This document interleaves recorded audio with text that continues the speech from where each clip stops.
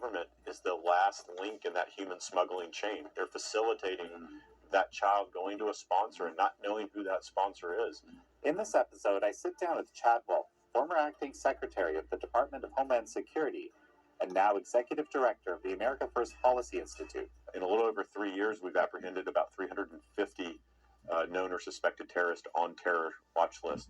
What are the root causes of the border crisis? Billions of dollars has flowed from the federal government. They're now funding these organizations to help shelter, transport, and in many cases provide attorneys. And what is the parole system? And how is it being taken advantage of? We've seen about 400,000 individuals being paroled into the United States. This is a historic abuse of the parole system. This is American Thought Leaders, and I'm Yanya Kellick. Chad Wolf, so good to have you back on American Thought Leaders. Yeah, it's good to be here. Thanks for the invitation. Well, when we interviewed last, the border situation was very different. Yeah. And I guess, why don't we start here? What did it look like then, and how does that compare to now at the time of filming? Well, I would actually probably go back all the way to 2019. 2020 was obviously COVID, so it looked a little different for a variety of different reasons. But what we had, if you recall, in the latter part of 2018 and certainly the first part of 2019 was a crisis. We described it as a crisis, nothing that compares to what we see today. But we started seeing illegal apprehension numbers along that southern border start to rise. So we started doing a variety of different things, like Remain in Mexico or the migrant protection protocols, our asylum agreements with Guatemala, Honduras, El Salvador. We started removing more and more individuals that didn't have a legal right to be in the United States. And then, of course, COVID hit and everything started to grind to a stop.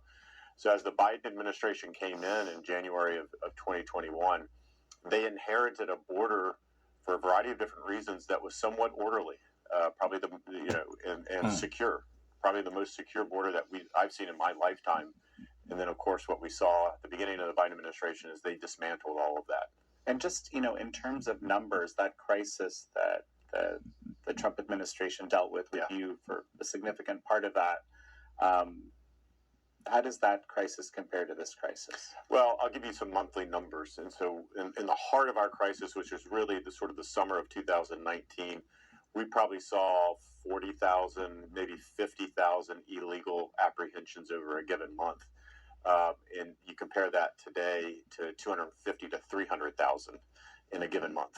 And so you can see that the order of magnitude is 3 or 4 times as much. And so what the Biden administration has done, specifically along that border, has blown any type of numerical value or metric off the chart. So it's very hard to describe what they've turned that border into as far as those illegal apprehensions, the gotaways, the crime, and everything that follows. Well, I want to touch on that because presumably if the numbers are that dramatically larger of the apprehensions, and there's also these gotaways, and maybe just kind of remind us what the gotaways are. Yeah.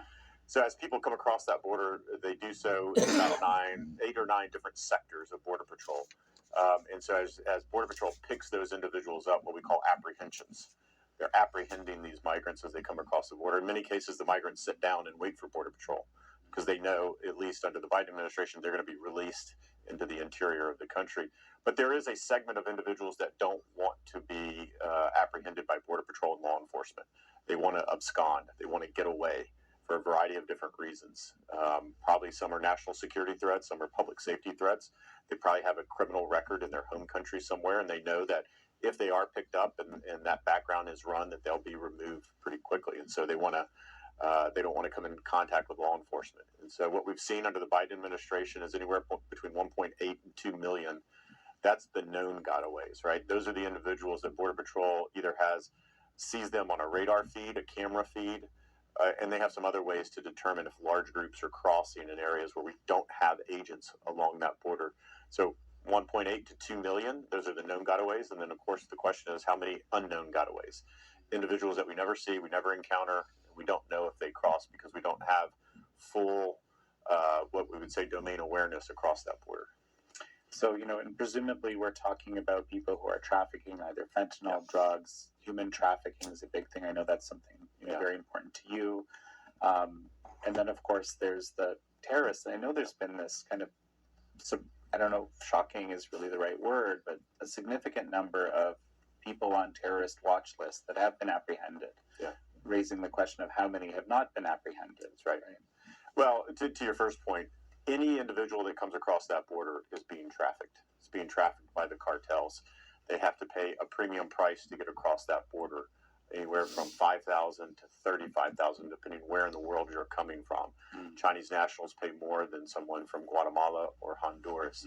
And so they're all being trafficked by the cartels in a variety of different ways. And so when we talk about the humane nature, right, I hear this a lot from the Biden administration, that they have a humane border security policy. I think it's anything but that, right, because they are encouraging more and more individuals, numbers that we have never seen before, to put their lives in the hands of traffickers and smugglers and cartel members that don't care about life. They don't care about anything but making more and more money.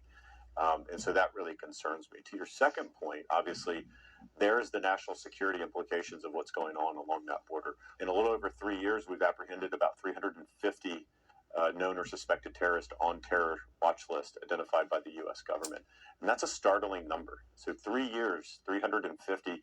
You contrast that with all 4 years of the Trump administration, and there were about 16. And so the question is, well, why have we seen the increase in number of those types of individuals? And I believe it's because they know what the rest of the world knows, which is if you want to try to come into the country illegally and remain in the country, now is your time to do that, given the policies that have been set up by the Biden administration. So let's look at those policies. Yeah. You know, there's a lot of dimensions to how this actually happens. Yeah. There's the incentive structures that are associated with these various policies. And there's also various organizations that believe it's the right thing to do for whatever reason, are funded to facilitate the process. And the combination of that, that's at least how I view it. I'm wondering if you could kind of speak to that and just sort of paint a picture of how this whole complex works. Yeah. I think one of the primary reasons, and there's not just one reason, there's a variety of different reasons that we see the increase in the numbers along that border. But I think, one that you can trace this back to is this catch and release policy. I think you've heard this term a lot, and that implies that Border Patrol will catch them, but then they get released into the interior of the country. And so if you're a migrant and you're coming to the United States for any number of reasons, but maybe you're an economic migrant, you want a better job, you want a better life for your family, if you can get into the United States by claiming asylum, knowing that that's probably a fraudulent claim, because economic reasons is not a primary reason to claim asylum, but yet you're released into the United States only hours later, maybe a day later. That's your end goal. So you see this abuse of the asylum system occurring at the same time. You have something historically happening under the Biden administration, and that's the abuse of the parole system. Okay. And so what they have found is that to claim asylum, you actually have to be on the southern border, right? You have to have a foot inside the United States, for lack of a better phrase. And what the Biden administration said is, look, I've got individuals coming from Venezuela, Nicaragua, Cuba, Haiti, and others that are trying to make it to the southern border and claim asylum. Why don't we just give them parole? Why don't we give them parole in their home countries and fly them into the United States? And so now we see this parole authority, which is a case-by-case basis. This is in U.S. law, case-by-case basis, and it's got to be for either national security reasons or significant public benefit for the United States. And yet we've seen about 400,000 individuals being paroled into the United States. And I believe that's an abuse of the parole authority. I think others, certainly the Republicans in the House, believe that, which is one of the primary reasons they impeached Secretary Mayorkas. And so you see this abuse of the parole system happening. And I think what a lot of maybe viewers won't understand is that as soon as you place someone in the parole system, you're essentially acknowledging they have no asylum claim. They have no legitimate reason to be here in the United States other than you paroling them in. And yet we've done this for, like I said, 380, almost 400,000 individuals, primarily from 4 countries. And we were told by the Biden administration that if we paroled these folks in, we would see fewer and fewer of them. It kind of take the burden off the southern border. When in fact, we've seen the opposite. We've actually seen more and more of these individuals trying to make it here. Historically, Republican and Democrat administrations alike have never done this. This is a historic abuse of the parole system. Executive Director of the America First Policy Institute. One of the things I've been hearing a lot about is just that a lot of people involved in the various organizations that are participating in this whole process. Some of the people involved just deeply believe that borders are sort of a thing of the past, Yeah. and shouldn't be there in the first place. So they're very, very serious about kind of making this happen because they feel like, I guess, over time, this border won't mean anything anymore, I guess. Yeah, I think it goes back to, what are the foundational principles that you're basing your immigration policy on? And I think what we've seen out of the Biden administration is those foundational principles line up so closely with the far left of their party that anyone should be able to come to the country for any reason, right? If they're seeking a better life, or their home country is dangerous, or they don't like their next door neighbor, whatever their reason is, that the United States is the shining city on the hill, and they should be allowed to come into the United States. And that's just not U.S. law, but that's the policy foundation from which a lot of these nonprofits, non-governmental organizations operate on. And so when you devise a system that way, and for the first 3 years of this administration, I would say it's still ongoing into the fourth year, your main concern was, how do I process more and more individuals across that border quicker? It wasn't, how do I stop the illegal traffic? It wasn't, how do I deter this type of behavior? How do I make sure that people aren't being raped and murdered and others by the cartels and the smugglers? It was just, how do I keep the flow going as quickly as possible? So I think there's some foundational, so that's one. The second one is that no one should be removed from the country, and that the U.S. is the only place that you can seek asylum in the entire world, which is crazy, right? There are other safe countries, both in Central America and South America and others, that people can claim asylum on.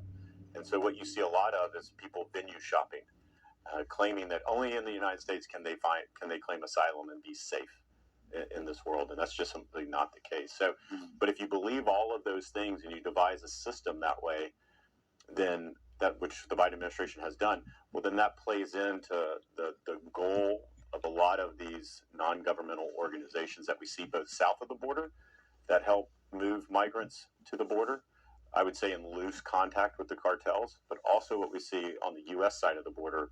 Once they're released from federal government custody, then the NGOs take over there as well.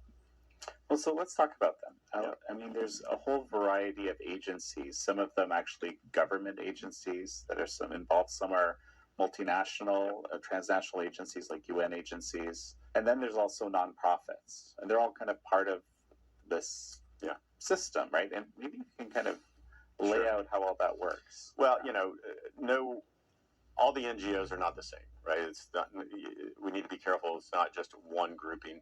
They all have different roles, and some have been around for years and decades and have been helping individuals, take care of them, shelter them, and things of that nature.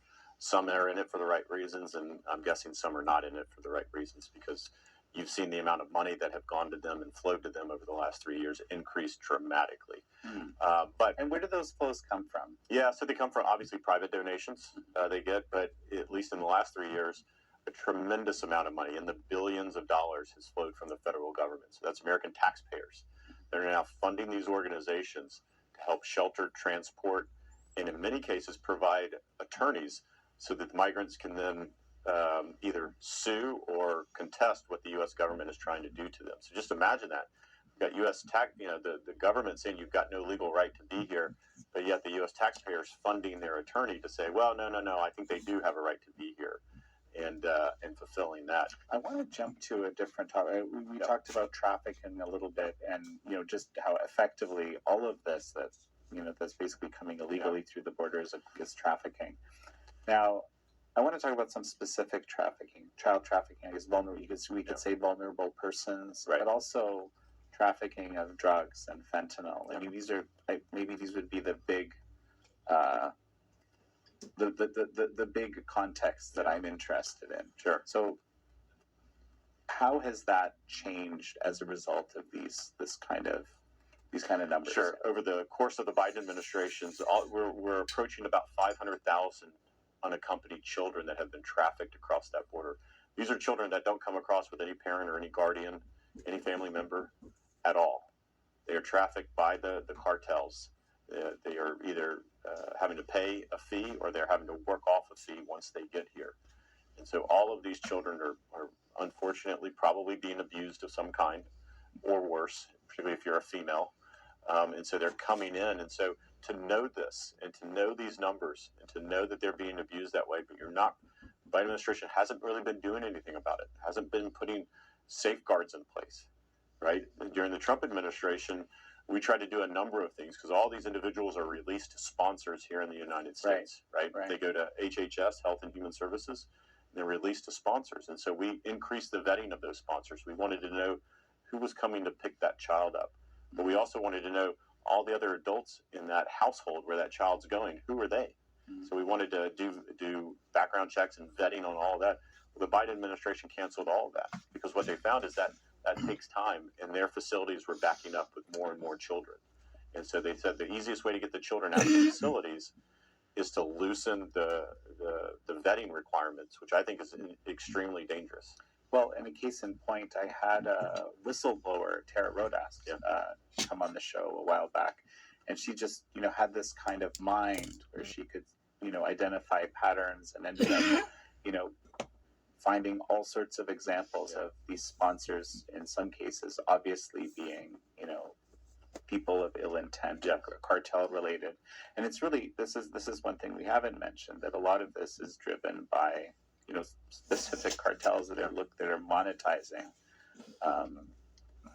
I guess people, in misery and drugs. Oh yeah, I mean, again, the cartels only care about one thing, and that's money, and how do they make more of it? The human misery, the human toll, the death, the destruction of these individuals, they care nothing about. But if you go back to the children aspect there and sort of that, how that works, a child is trafficked across that border. U.S. government picks it up, Border Patrol agent, then transfers it to HHS, who then hands it off to a sponsor. It's almost as though the federal government is the last link in that human smuggling chain. They're facilitating that child going to a sponsor and not knowing who that sponsor is. Are we putting that child in harm's way or not? We should be doing everything that we can to first discourage families and parents of putting their children in the hands of cartel members to come here.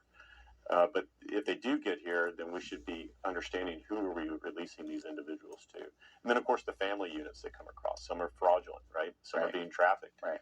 And during the Trump administration, we did rapid DNA testing along that border to say, is that child coming over with a parent who's actually a parent, or are they lying to us? And trying to understand, because we want to make sure we take that child out of that dangerous situation. Again, the Biden administration has done away with that as well. So here we are. Yeah. Okay. If you were to, get the mantle again, what would you do? Yeah. Well, it's a big undertaking. Yeah, it's a big undertaking. You're not going to be able to turn this around overnight, but there are certain things that you can do starting on day one that signal not only to the American people, because I think that's important, but also to the cartels, the smugglers, the traffickers, and everyone that's involved that we've talked about, everyone that's involved in this chain of events. You send a signal that it's not going to be business as usual as it has been the last 4 years. We're actually going to go back to enforcing border security law. You can restart border wall construction in priority locations that we know have been stopped essentially for the last 3.5 years. That is a force multiplier for Border Patrol. It's not the only solution out there. There's other things that you got to do. The Remain in Mexico program is very effective, and it can be approved upon. There are things that can be done that start to slow that flow. The whole catch and release policy, you've got to turn that around. So you're talking about changing the incentive structure. Yeah, changing the incentives, changing the policies. The Biden administration, which we haven't talked about, they came in and said, well, anyone coming across that border illegally is that alone is not a priority for removal. Well, that's crazy. They've broken the law. If they don't qualify for asylum, they should be a priority for removal. They shouldn't be here. They have no legal right to be here. So let's remove them. So you got to let ICE law enforcement officers do their job and start to remove individuals. This idea that removing or repatriating individuals is somehow a dirty term or phrase, it's an integral part of immigration law anywhere in any country. You have to be able to pick people up that don't have a legal right to be here and to remove them. That is the deterrence in the system. And the Biden administration has taken that deterrent away for the most part. Now they're turning people back around under Title 42, and they're removing some, but the overall percentage is very, very low considering the number of folks coming into the country. And what's the role of Congress here? Because I think a lot of, I've certainly seen in the comments on our articles related to the border is like, what is Congress doing about glad you brought this? it up. Right. There is a role for Congress. Absolutely. There are things that could be reformed in Congress. But here's what I would say. In 2021, Congress didn't pass a single law regarding immigration, right? They didn't pass a single law during the Trump administration either. But in 2021, they didn't do anything. But yet the crisis arose in 2021. Well, why is that? Well, because of the certain policy decisions of the Biden administration. They took 94 executive actions on immigration in the first 100 days. Well, guess what? Not a lot of those were good ones. And they caused the crisis. And so Congress didn't create this crisis in 2021, but yet the Biden administration is saying they're the only ones that can fix it. Well, that's just simply not the case. The president and the secretary of DHS has a lot of inherent authority given to them by Congress over the years. They could put a number of policies in place today that would bring this crisis, that would get it under control. They've been on this blame game for a while now. If you followed it since 2021, at the beginning of 2021, it was the Trump administration's fault that more and more people were coming to the border. Then it was seasonal. Then it was cyclical. Then it was the root causes of migration. It's the government of Mexico's problem. It's everyone and anyone's fault but their own policies. And I think, again, the majority of Americans are kind of seeing right through that. So a final thought as we finish? Well, I think what you've seen with this crisis is a humanitarian crisis. And, the number of migrants that are coming to that border, that are being trafficked, that are being abused, that are being raped, and in some cases losing their life, are on a magnitude that we have never seen before. And so I think it's important to keep in mind that the policies that we've seen over the last 3 years of the Biden administration are perhaps the most inhumane policies from an immigration standpoint that we have ever seen. Well, Chad Wolf, it's such a pleasure to have had you on. Great. Thanks. Appreciate being here. Thank you all for joining Chad Wolf and me on this episode of American Thought Leaders. I'm your host, Yanya Kellick.